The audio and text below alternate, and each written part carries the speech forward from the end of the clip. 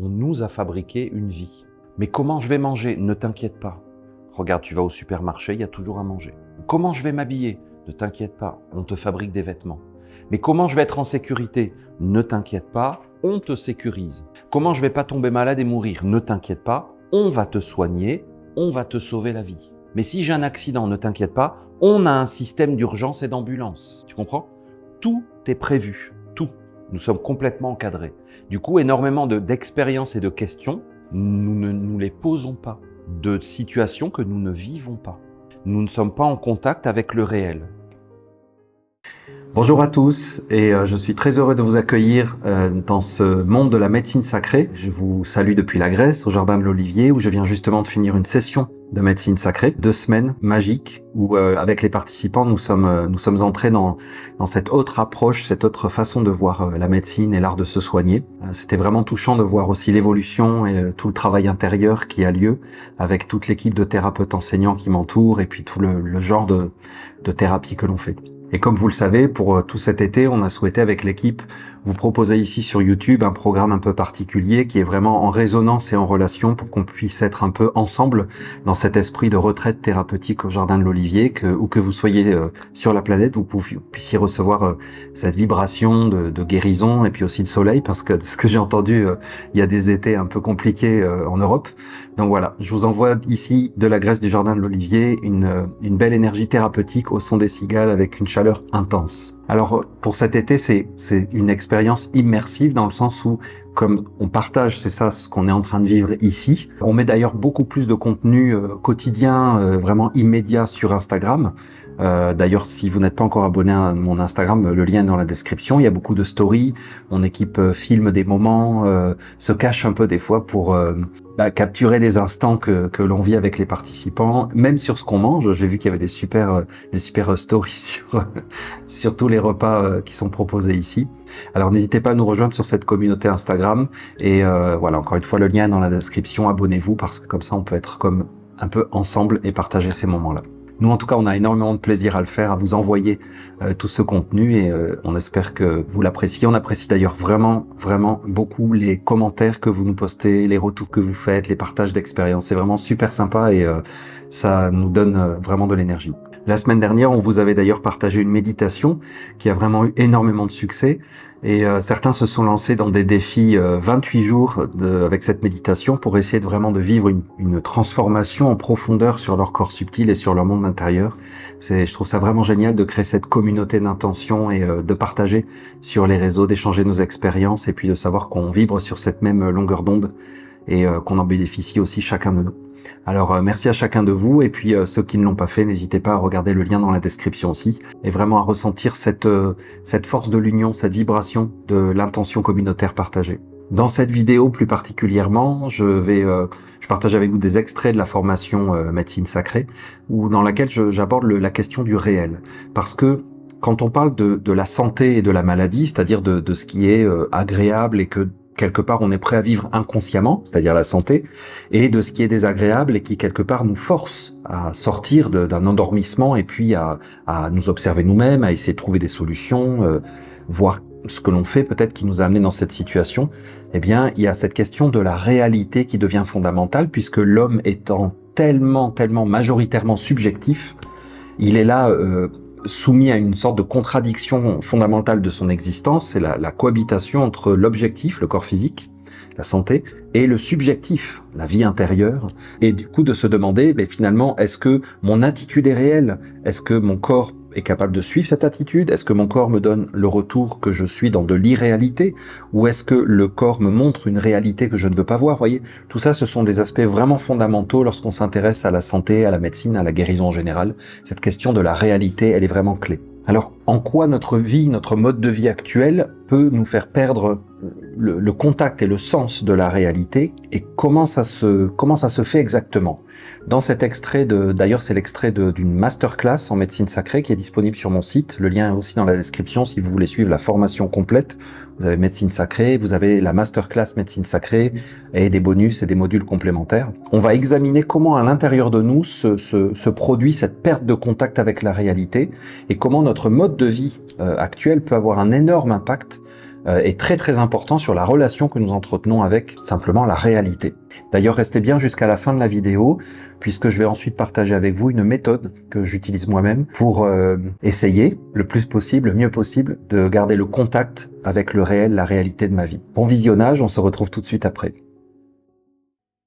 Aujourd'hui, on poursuit notre description, parce que tout le cours de médecine sacrée, c'est une description du fonctionnement de l'être humain et des interactions entre le physique et les subtils, parce qu'il y a plusieurs subtils bien sûr, puisque dès que tu rentres à l'intérieur du corps et que tu arrives au niveau du désir de quelqu'un, de sa volonté, déjà tu es dans l'invisible, tu es dans le subtil. Et je ne vous conseille pas d'intégrer des notions subtiles, invisibles, énergétiques, qui ne sont pas rattachées à des choses tout à fait réelles, concrètes et quotidiennes, et nommables. C'est-à-dire que, vous savez, c'est comme une fois j'avais rencontré une dame et puis elle avait une forme d'eczéma, d'irritation qui est particulière, qui entoure les lèvres, qui est tout autour de la bouche. Et donc, c'est assez gênant parce qu'en fait, quand on parle, ça fait mal, ça gêne. C'est comme des lèvres gercées, mais c'est pas les lèvres, c'est tout autour. Et donc, je lui dis, mais vous avez consulté un dermato? Et puis elle me dit, ben oui. Et qu'est-ce qu'il vous a dit? Et elle m'a dit, alors, il m'a dit que ça s'appelait un eczéma péribuccal. Je lui dis, oui, mais c'est juste des mots latins pour dire eczéma autour de la bouche. Mais elle avait l'impression que du coup, c'était rassurant parce que le dermatologue savait ce que c'était. Il dit oui, oui, madame, c'est un eczéma péribuccal. Donc du coup, elle se dit bon, tout va bien. Mais en fait, il lui avait rien proposé à part une crème cortisone, bien sûr. Et en fait, ça ne veut rien dire. Donc vous savez, des fois, on utilise des mots pour dire quelque chose parce qu'en fait, on ne sait pas plus. Je pense que j'ai fait une vidéo où je vous ai parlé du pourquoi et du comment, et que souvent, la démarche scientifique consiste à expliquer comment une chose fonctionne, comme si ça allait nous satisfaire du pourquoi. Pourquoi il pleut? Parce que la vapeur des nuages se condense. Oui. Tu vois, pourquoi je suis né? Parce que tes parents se sont accouplés. C'est un peu, pour moi en tout cas, c'est pas vraiment satisfaisant. Parce que si c'est ça le sens de ta vie, pourtant c'est un peu ça qu'on nous dit, hein. Que le reste, donc, c'est un peu du hasard et que le reste, ben, on fait ce qu'on veut avec ce hasard. Donc, je ne vous conseille pas de prendre des notions. C'est ce que, par exemple, je trouve un peu inutile dans cette notion de taux vibratoire mesurable en Hertz, ou je sais pas comment ça, avec une baguette et tout ça. C'est que je reviens toujours à mes pygmées, mais parce que c'est pour moi des expériences fondamentales dans la forêt. Tu vas avec les pygmées dans la forêt et tu dis oui, ton corps vibratoire numéro 4, moi j'ai des gens qui m'ont parlé comme ça de méthodes qu'ils avaient apprises, vibre à tant de hertz. Et le pygmée, lui, il comprend pas ce que tu dis. Donc concrètement, ça veut dire quoi? Donc je préfère avoir des mots, et je trouve que c'est important d'essayer de toujours vous dire, d'accord, peut-être, c'est possible, mais concrètement, moi, c'est où dans ma vie? C'est où, à quel moment, à quel endroit? Ça s'appelle comment? Moi, je le nomme comment? C'est vraiment important. Et hier, on a parlé de quelque chose d'intéressant. On a parlé du dieu Asclépios, le dieu de la guérison, le principe de la guérison. Et vous vous souvenez, avant-hier, je vous avais expliqué comment, au niveau de la conscience, c'est là qu'on peut placer notre âme réelle, notre âme éternelle, celle qui est en chemin de vie en vie, et que donc, on peut dire que lorsqu'une chose existe réellement, elle existe ici. Mais que, donc nous les hommes, on est entre terre et ciel, et sous nos pieds, il y a un réel. C'est pour ça que Moïse arrive au sommet de la montagne, il rencontre le fameux buisson ardent, et le buisson ardent lui dit « Enlève tes sandales, parce que la terre est sainte et sacrée. » Donc, les religieux ont voulu nous dire Ce sommet de cette montagne est saint et sacré. Donc on va faire un monastère, donc c'est un lieu de pèlerinage. Mais c'est la terre qui est sainte et sacrée, c'est toute la terre. Donc ça veut dire que Moïse avait des sandales. Qu'est-ce que c'est des sandales? C'est ce qui te sépare de la terre. Donc, qu'est-ce qui nous sépare de la terre? Tout ça. Ça veut dire que tes pensées, tes sentiments, tes désirs, même tes actes, tes croyances, tout ça, ce sont les sandales de Moïse. Ça veut dire que, c'est quand même, j'en ai parlé, je ne sais plus, dans la formation de Jésus, je pense. J'ai un peu approfondi. Moïse qui a quitté l'Égypte, ça veut dire qu'il a été capable de se rendre compte qu'il vivait dans une matrice artificielle. Il a eu le courage de tout plaquer. Comme Bouddha. Bouddha a été éduqué dans un palais pour être un roi, dans un monde complètement préfabriqué pour lui, sur mesure. Comme chacun de nous, on a été éduqué dans un monde préfabriqué. Nous sommes allés voir un conseiller d'orientation, et à mon époque, c'était qu'il fallait des électroniciens, et donc que c'était un métier porteur, et la France manque d'électroniciens, donc tu dois être électronicien. Alors j'aurais fait carrière 1 an ou 2, parce qu'il n'y a plus rien eu après, mais... On te fabrique, on nous a fabriqué une vie. Mais comment je vais manger? Ne t'inquiète pas. Regarde, tu vas au supermarché, il y a toujours à manger. Comment je vais m'habiller? Ne t'inquiète pas, on te fabrique des vêtements. Mais comment je vais être en sécurité? Ne t'inquiète pas, on te sécurise. Comment je vais pas tomber malade et mourir? Ne t'inquiète pas, on va te soigner, on va te sauver la vie. Mais si j'ai un accident, ne t'inquiète pas, on a un système d'urgence et d'ambulance. Tu comprends? Tout est prévu. Tout. Nous sommes complètement encadrés. Du coup, énormément d'expériences et de questions, nous ne nous les posons pas. De situations que nous ne vivons pas. Nous ne sommes pas en contact avec le réel. Par exemple, je sais pas moi, oui, tu peux mourir comme ça. Oui.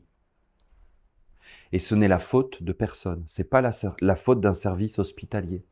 C'est pas la faute d'un assureur. C'est pas la faute du gouvernement qui a pas fait de législation pour tel truc. Et regardez comment nous on va faire. On va dire, ce n'est pas normal, le réel. On va se détacher du réel et on va faire une nouvelle loi pour qu'à partir de maintenant, tu vois, je ne sais pas si c'est le cas en Europe, mais en Amérique du Nord, quand un enfant disparaît ou une personne disparaît, tu reçois une alerte sur ton téléphone obligatoire. C'est-à-dire que elle interrompt le fonctionnement de ton téléphone, que tu sois en train de t'en servir ou qu'il soit posé en veille, il s'allume et il sonne pour dire qu'il y a une personne qui a disparu. Parce que des gens ont vécu une disparition et ils ont dit ce n'est pas normal, il faut faire quelque chose. Et donc ils ont créé une nouvelle loi artificielle obligatoire. Vous voyez comment on en est arrivé avec le Code du travail français qui doit remplir ce chapiteau, à mon avis, si on l'imprimait largement. Voilà, les codes de loi européens, on n'en parle même pas. Il paraît que personne n'est capable de connaître la loi en général parce qu'il y en a largement trop. On crée des choses pour ne pas être en contact avec le réel. Il y a un tremblement de terre, ma maison s'est effondrée. Nouvelle loi. Les constructions devront être aux normes sismiques. Donc ici, on va faire des toilettes et des douches. Elles seront, je vous le dis, s'il y a un tremblement de terre, rentrées à l'intérieur, elles seront aux normes sismiques. C'est-à-dire qu'elles ne pourront pas s'effondrer. Parce que on ne veut pas vivre le réel. Jamais. Donc les sandales de Moïse, c'est tout ça. Et bien sûr, à l'intérieur, on se fonde sur des valeurs. On a des valeurs, on a des repères qu'on fixe nous-mêmes. On a des unités de mesure. Ces valeurs et ces repères ne sont pas inventés à partir de rien. On prend comme modèle quelque chose et on l'imite. Ce monde ici est une imitation. Nous imitons la bonté, nous imitons la générosité, nous imitons la solidarité, nous imitons la vie, nous imitons la guérison. Nous simulons la compassion. nous simulons l'encouragement du talent. Concours de cuisine, de pâtisserie, de crochet, d'acrobatie, de chant. Hein, c'est à la mode, les émissions comme ça, non? Concours de chant. On simule qu'on encourage un être à faire épanouir son talent. Parce que de manière générale dans notre société, on détruit tellement les talents et les potentiels de tous qu'on a besoin d'une soupape de sécurité. Donc le soir, c'est ce que décrit Cabrel dans cette super chanson où il dit les antennes de télé branchées sur la solitude. Chacun est enfermé dans son appart, devant son écran. On allume les postes de télévision. On a éteint les feux, on a éteint les comptes, on a éteint la vie dans nos villages, dans nos campagnes, dans nos fermes, dans nos familles, et on allume les postes de télévision. Et on regarde quelqu'un qui se fait encourager et qui laisse émerger son talent. Et ça nous fait du bien parce que par procuration, on vit un épanouissement, puis on éteint la télé le lendemain matin, on remonte dans notre bagnole et on va au boulot. On a construit un monde d'imitation. Tu vois, par exemple, je porte une chemise. Je prends souvent comme exemple parce que c'est tellement évident, on vit avec tous les jours. Il y a eu un temps où ton vêtement, soit c'est toi qui l'avais fabriqué, soit c'est ta sœur, ta mère, ta grand-mère, ta tante, ta cousine, ta fille, puisque le tissage était féminin. Et donc, tu étais extrêmement fier du vêtement que tu portais parce que ça avait une grande valeur. Tu avais mis des mois à produire la matière, à tisser.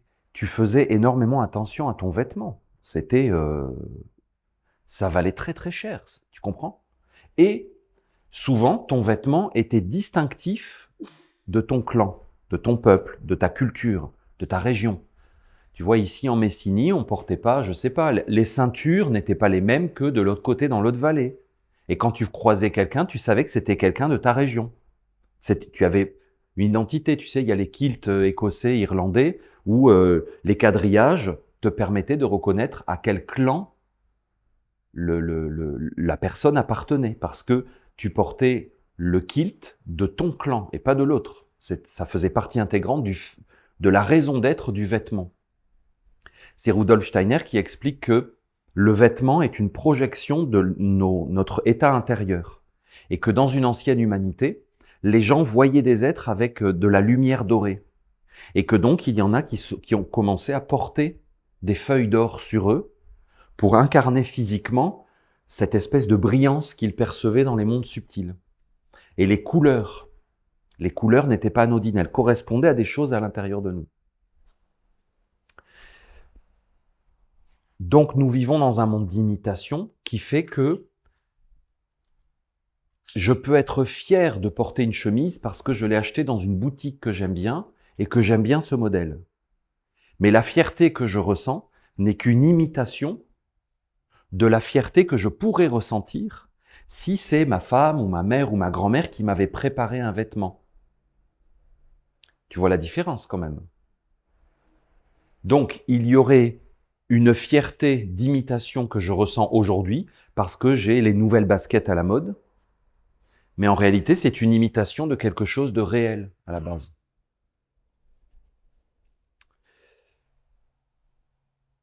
Alors, la chirurgie esthétique, par exemple, c'est un bon exemple. Tu imites quelque chose pour avoir un sentiment, peu importe le sentiment que ça te procure, hein, de légitimité, d'amour, de fierté, d'appartenance, peu importe. C'est une imitation. Les changements de sexe, c'est carrément l'apothéose de l'imitation. Hein. Vous vous rendez compte? Tu te fais arracher l'avant-bras, peau et muscles, pour imiter le membre viril. Tu te le fais accrocher, c'est ça, hein? Non, vous savez pas? Tu te fais mettre 2 petits réservoirs d'eau comme fausses testicules, qui sont des pompes. Et tu te fais injecter de la testostérone tous les jours, tous les jours, tous les jours, tous les jours. Donc les laboratoires, à vie. Et tu te dis, donc, je suis un homme. Ou le contraire, tu te fais opérer, tu te fais mettre des faux seins, et tu prends une apparence outrancière, et tu dis, donc, je suis une femme. C'est l'apothéose de l'attitude générale qu'on a dans notre civilisation, mais qui commence avec des choses aussi bêtes que je suis fier de ma tenue, mais en réalité, je n'ai même pas de quoi être fier. Je ne sais pas qui a fabriqué cette chemise. Cette personne ne l'a pas cousue pour moi. Probablement que c'est une personne qui est payée au lance-pierre, qui bosse dans des conditions épouvantables, ou pas épouvantables, mais en tout cas, moi, j'aimerais pas faire ce métier. Je n'aimerais pas être à la place de la personne qui a fait la chemise que je porte. Vous trouvez pas que c'est un problème? C'est un problème, non? Je n'aimerais pas être à la place de la personne qui a produit ma nourriture. Hein. Ben, c'est un problème. Ça veut dire qu'on n'est pas vraiment fier de ce qui nous fait vivre, de ce avec quoi nous vivons. Qui a construit ta maison? Ton appart, ton immeuble, qui l'a construit? Tu le sais? Construire sa maison, c'est non seulement un droit fondamental de tout homme, mais c'est un devoir. Vous savez, ils veulent mettre l'avortement et le changement de sexe dans la Constitution, mais moi je trouve que se soigner comme on veut, ou ne pas se soigner, et construire sa maison, c'est un droit bien plus fondamental et urgent que changer de sexe ou avorter, pour la Constitution. Tu te rends compte qu'on te fait croire que tu peux acheter un lopin de terre, mais si tu payes pas tes impôts, on te le reprend. Ton terrain ne t'appartient jamais. C'est une illusion. Il t'est prêté par le gouvernement pour que tu payes des taxes dessus. Tu te rends compte? Je veux bien te prêter, mais tu dois me payer en permanence. Super business plan. Hein. Il y a juste à bosser le marketing et ça va marcher. Je te prête quelque chose. Bon, normalement, je te le prête. Par contre, tu devras me payer tous les jours quelque chose dessus pour avoir le droit que je te le prête. Mais je te dis pas que je te le prête, je te dis que c'est à toi. Je me rappelle une fois, je sais plus quel homme politique disait, oui, en Angleterre, la terre appartient à la reine, c'est un scandale, la propriété privée, tout ça. Mais en fait, nous ne sommes pas propriétaires même d'un lopin de terre. Et en plus, si nous voulons construire une maison dessus, nous avons besoin d'une autorisation. Tu te rends compte? Tu as besoin d'une autorisation pour avoir une maison, pour avoir un toit sur la tête, un abri. Tu as besoin d'une autorisation. Celui qui fait ça doit t'autoriser à vivre. On est en train de tranquillement basculer, et là on l'a vu dernièrement encore plus, nous devons demander et obtenir le droit de vivre. Nous sommes dans un monde d'imitation même de la vie. Nous imitons la liberté, nous imitons l'autonomie, nous imitons le pouvoir, nous imitons la puissance, nous imitons la vie, nous imitons la santé bien sûr. L'imitation est basée sur le réel.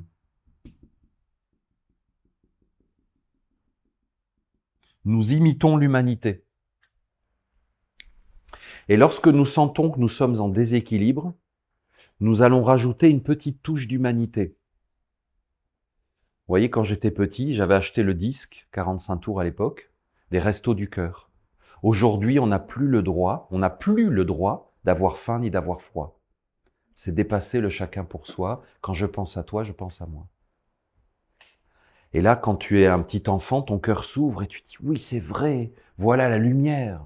Plus personne n'aura faim, plus personne n'aura froid. On va tous être sauvés, on va se prendre dans les bras.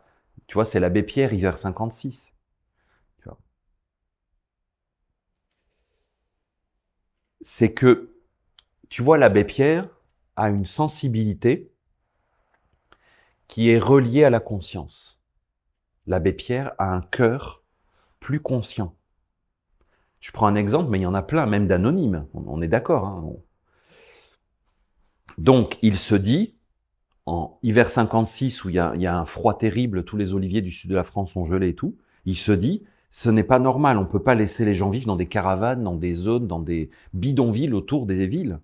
Donc il faut faire des lois pour que le gouvernement soit obligé de loger les gens dans des logements décents, propres, avec de l'eau, une salle de bain, parce qu'à l'époque, les toilettes, à l'époque, c'était pas un standard. Hein. Et en réalité, on ne fait que imiter. Et donc tu te dis, comme je vous en ai parlé avant-hier, tu délègues le prendre soin, la compassion, tu le délègues aux services sociaux.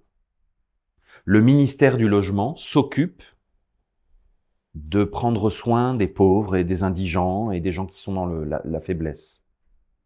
Et en faisant ça, tu déresponsabilises la société. Oui, mais moi j'ai voyagé dans un pays où c'est horrible, il y a des gens qui sont en train de mourir par terre, personne ne s'occupe d'eux. Mais qu'est-ce qui est réel? Qu'est-ce qui est réel? Est-ce que tu es capable d'observer le réel tel qu'il est? Oui, je suis allé dans un pays où c'est horrible, ils vont lapider une femme adultère, ou ils lapident quelqu'un pour ceci. C'est, je sais plus dans quel pays, les homosexuels, on les balance du haut du toit d'un immeuble. C'est horrible. Mais c'est le réel de ce peuple. Ce peuple a ses valeurs, peut-être pas tous, hein, mais sûrement une majorité, et c'est comme ça. Tu vas en Inde, et puis il y a des gens, des indigents qui vivent et qui sont en train de crever, et puis tout le monde s'en fout. Ben oui, mais c'est vrai. Tu trouves pas qu'à Paris, tout le monde s'en fout des indigents? Si tu demandes aux gens dans la rue, qu'est-ce que vous pensez de cette personne qui est en train de mourir devant tout le monde? Hein? Ah oui. Ah ben, moi je vote socialiste. Donc la municipalité a des programmes sociaux pour s'en occuper. Tu comprends? Tu te trouves une raison qui bouche le trou. Donc toi, dans ton ressenti, tu ne vas jamais avoir l'opportunité d'être face à toi-même. Est-ce que tu vas prendre le temps d'aider cette personne qui peut-être ne veut même pas qu'on l'aide? Il y en a un qui se laisse couler, ils refusent l'aide, ils souffrent trop, ils veulent se suicider à petit feu. Mais est-ce que tu vas être capable d'être en contact direct avec cette chose? Ou est-ce que tu vas déléguer? Et qu'est-ce que tu fais quand tu délègues? Tu payes une assistante sociale et elle, toute la journée, elle est dans les fosses sceptiques de l'humanité, en train de gérer l'horreur, la violence, l'absurdité, la folie, la bêtise, toutes les choses que tu n'as pas envie de voir dans ta vie.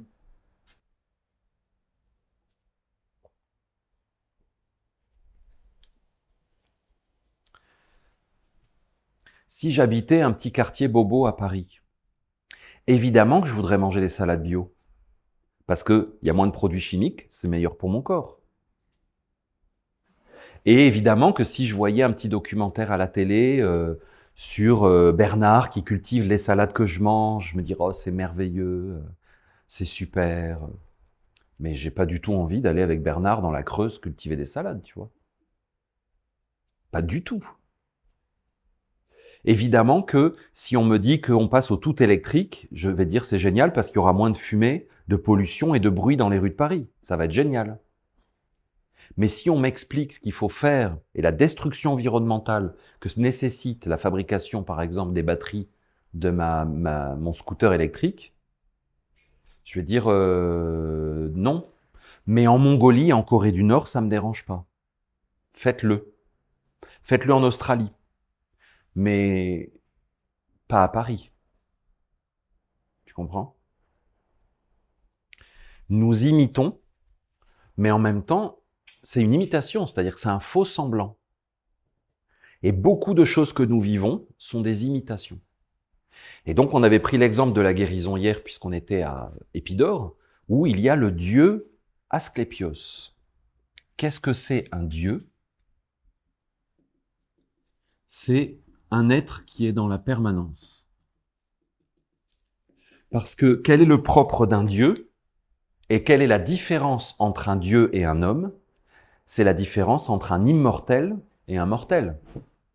Vous avez des demi-dieux. Héraclès, vous savez, le fameux Hercule, c'est un demi-dieu.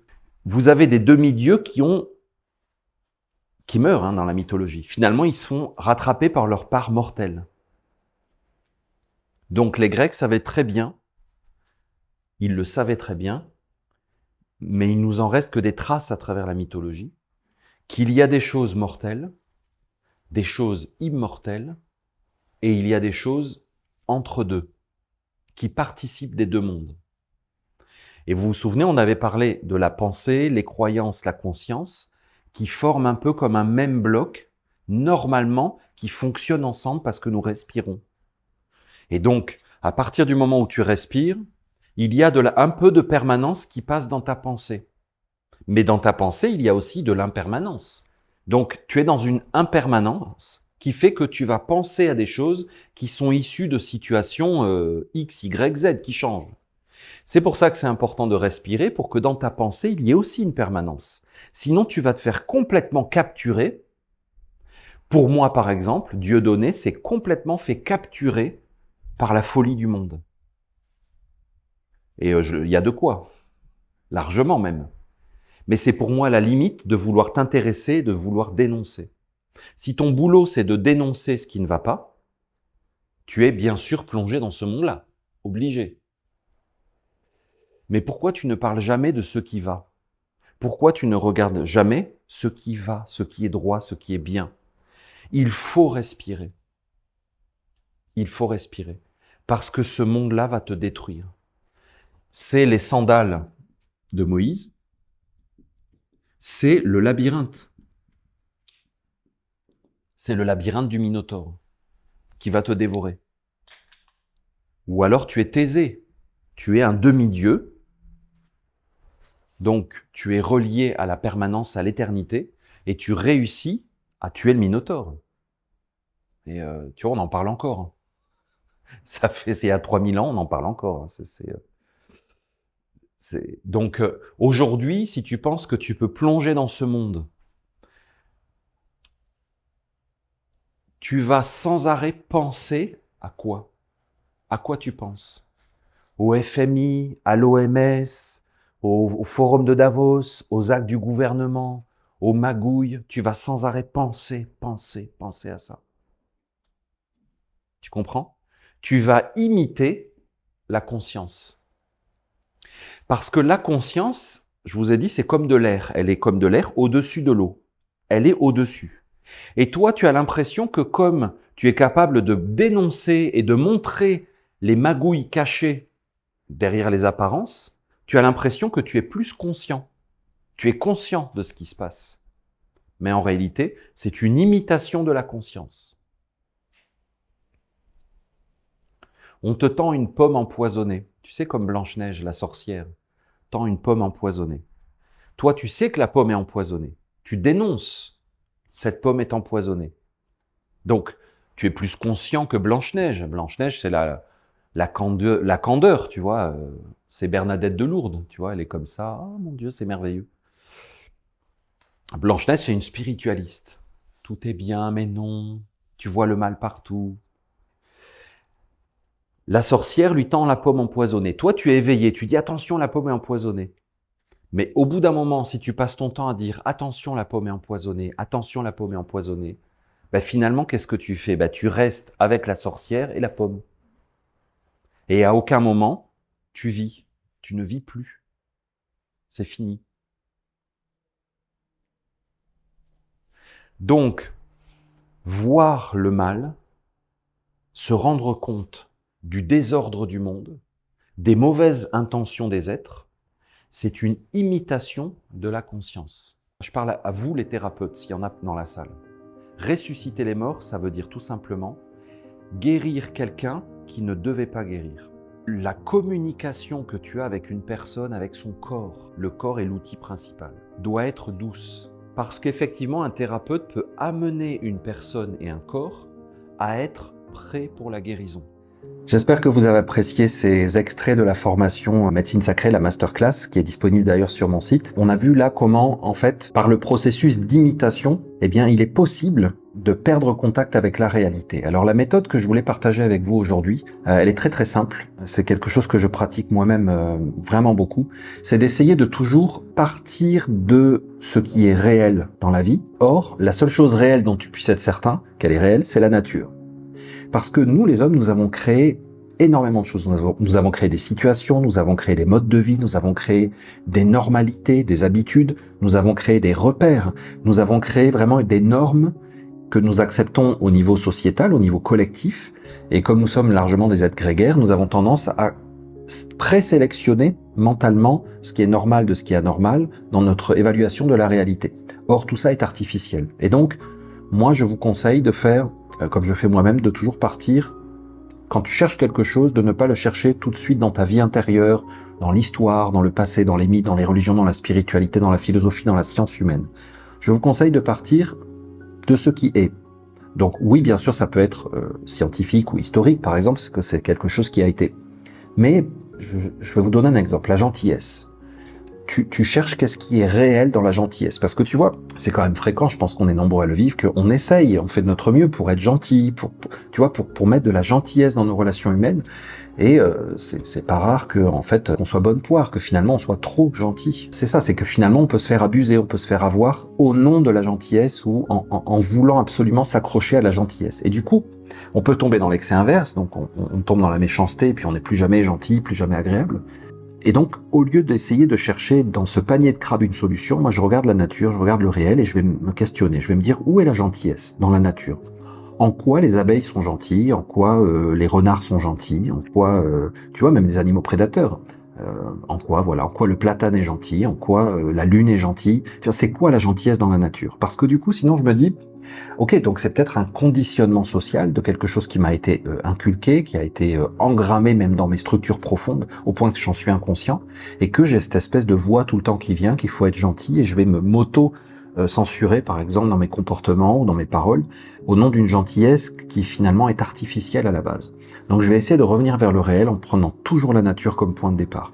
Et lorsque, par exemple, et pour ça que je prends la gentillesse, c'est un bon exemple, lorsque tu ne trouves pas vraiment la gentillesse dans la nature, elle te saute pas aux yeux, eh bien tu peux te dire, ok, je la laisse de côté, et je vais essayer de chercher des choses qui sont importantes pour moi ou qui me préoccupent dans ma vie, et que je vais essayer de trouver dans la nature. Tu vois, où est la patience dans la nature? Où est le respect? Où est l'empathie? Où est la force? Où est la violence dans la nature? Tu vois, dans quelles circonstances la nature est violente? Et qu'est-ce que ça veut dire vraiment?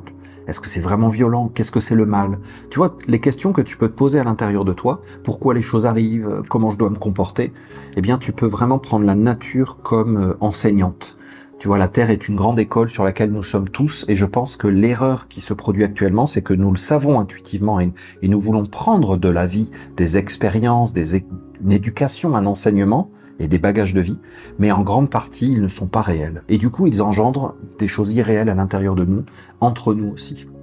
Donc voilà le truc que je te donnerai, c'est un méga truc en fait. C'est vraiment un comportement, une habitude, une façon d'être en relation avec le monde, et de toujours, quand tu vois que tu es préoccupé et que tu cherches, tu cherches à t'accrocher à du réel, tu cherches à discerner ce qui est réel de ce qui ne l'est pas, et que tu vois que tu es dans une confusion, reviens vers la nature, reviens vers la basique, les choses qui existent là depuis des millions d'années. Tu vois, les 4 éléments, le paysage, toutes les créatures naturelles, les plantes, les minéraux, les animaux. Voilà.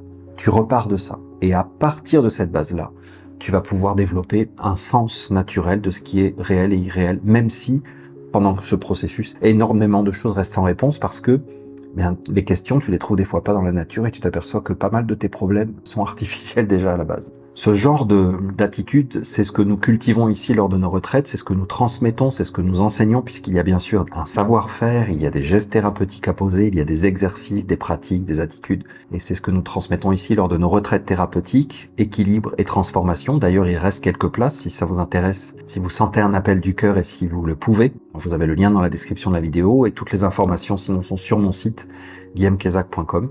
N'hésitez pas à nous rejoindre ici en Grèce pour marcher sur ce chemin de retrouver la réalité dans votre vie. Je peux vous garantir qu'il n'y a pas plus beau que la réalité. D'ailleurs, je m'adresse ici particulièrement à ceux d'entre vous qui nous écoutent et qui sont thérapeutes ou thérapeutes en devenir. Ce lien avec le réel, il va être absolument fondamental si vous voulez réellement être certain de ne pas nuire. Vous savez que c'est le premier principe du serment d'Hippocrate. D'abord, ne pas nuire. Pour ça, ça sera la deuxième vidéo réservée aux extraits de médecine sacrée. Et ça sera publié sur YouTube ici, sur cette chaîne, pas la semaine prochaine, mais la semaine d'après, dans 2 semaines. Si vous n'êtes pas encore abonné, abonnez-vous. Vous pouvez activer les notifications pour être informé lorsque la nouvelle vidéo sortira. Mais en tout cas, les thérapeutes, rendez-vous dans 2 semaines parce qu'on parlera d'un sujet vraiment super important pour vous. Merci de m'avoir écouté jusqu'au bout. N'hésitez pas, comme d'habitude, à commenter cette vidéo, à la liker, à la partager. Je serai heureux de vous retrouver la semaine prochaine pour d'autres aventures. On parlera de mouvement et de médecine sacrée. À la semaine prochaine.